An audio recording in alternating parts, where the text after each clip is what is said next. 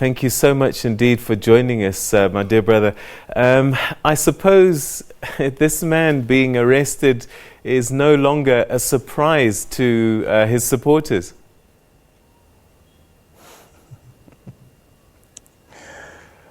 Well, yes, certainly it's no longer a surprise to many of his supporters. He's been detained before by the authorities on several occasions on different issues. But this one in particular was as a matter of failing to, according to the authorities, failure to abide by the Electoral Commission's guidelines into the consultative meetings. These are meetings that are held by presidential hopefuls at least 12 months before the general polls. Now, Uganda will be holding its polls in 2021, so it's a process that Honorable Robert Kyagulanyi, who many prefer to call Bobi Wine, was starting on Monday in his constituency in Kasangati. The authorities say that he has been detained and about 15 other members of his movement for not following the guidelines. And that, of course, is a matter of debate because they themselves, the People Power movement, say they were trying and tried. They ticked all the boxes on what was required for them to set up on the consultative meetings that was starting on Monday. Is he still in police custody? Has he been charged even?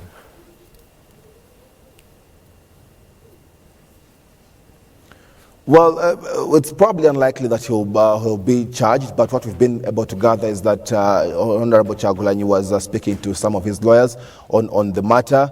But I personally believe it's a matter of trying to realign what the authorities require and what the People Power movement is supposed to do in this particular consultative meeting process. And thereafter, probably once they've drawn the lines on what exactly should be done, then they could potentially proceed. What the authorities are actually asking and told of the People Power movement is that their consultative meeting today was supposed to be held in a closed venue. The consultative meeting was being held in an open field within the suburb of Kasangati, though what they say is that they were putting up a tent which would have made the area at least of a semblance of being a closed venue. So it is only the matter of deciding whether the open field or the putting up of a tent could have been a cause for breaking the electoral guidelines into the consultative meetings. So Human Rights Watch have criticized this law, saying that it just gives the police too much and too wide a discretionary power to manage these kinds of gatherings. And if the way that Kizza Besigye has been treated in the past as an opposition leader, it's quite likely that this kind of continual arrests will continue throughout the next year.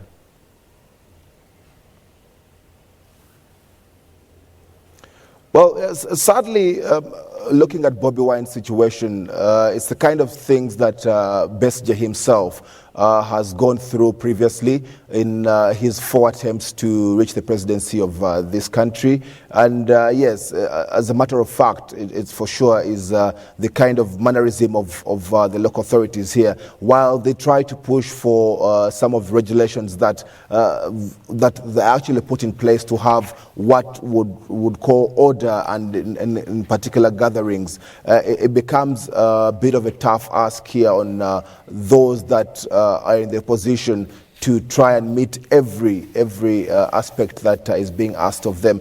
The government here has what we call the Public Order Management Bill. It's one of those legislations that have come through to try and, for probably lack of a better word, squeeze some of the situations that opposition parties get involved in leading up to, let's say, elections at the parliamentary level or even still at the presidential level. So, yes, the Human Rights Watch would in any way be justified in their assertion there because even still what is played out is very much evident to the fact that it probably in one way or another doesn't advantage the opposition in trying to achieve what they are out for.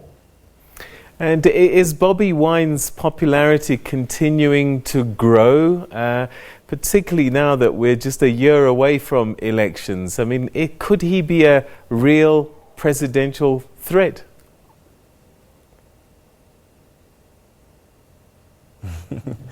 Well, it's it's a matter of divided opinion. Others prefer to say that he probably does not meet the credential of even still being a president himself. But he kind of fits the bill for those that fall within his age bracket. He was born in 1982, just about he was 4 years when the man he's standing against, President Museveni, came into power. So at approximately, well, now 37 or 36 years old, 38 actually, he'll be making 38 in February, is quite a reflection of what many Ugandans currently are. Uganda has the youngest population on the continent, probably even in the world, and many of those are in the age group of 18 and about 35. So many of these kind of relate with Honorable Kyagulanyi Bobi Wine.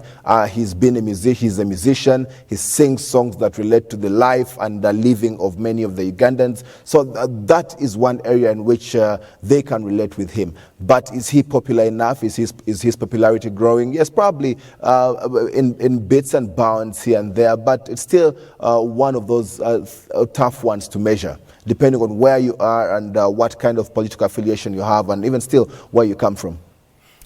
All right, Leon Ssenyange, we're going to have to leave it there. Thanks very much indeed. Asante Sana. Thank you so much for that update. So, popular musician Bobi Wine, I think his real name is Robert Kyagulanyi, arrested there by the authorities for not entirely following the letter of the law in terms of public gatherings.